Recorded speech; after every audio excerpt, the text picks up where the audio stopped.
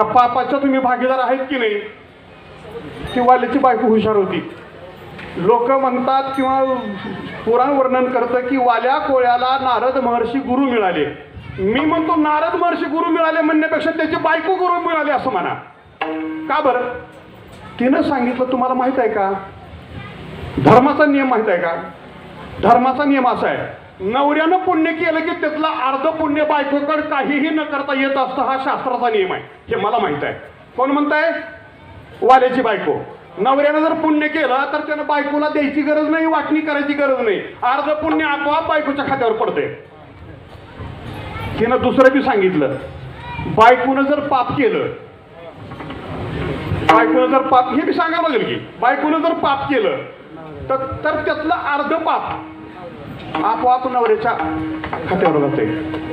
मात्र बायकोनं पुण्य केलं तर ते नवऱ्याच्या खात्यावर जात नाही.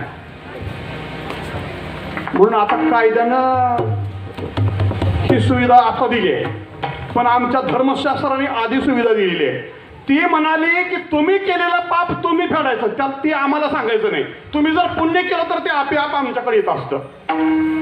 ते नारदाला सांगितलं येऊन सगळं वाल्या कोळ्यानं. त्याला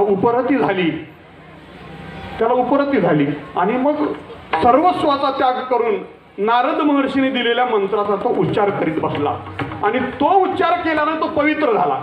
महाराज म्हणून तरी म्हणतात, पवित्र होईन चरित्र उच्चार.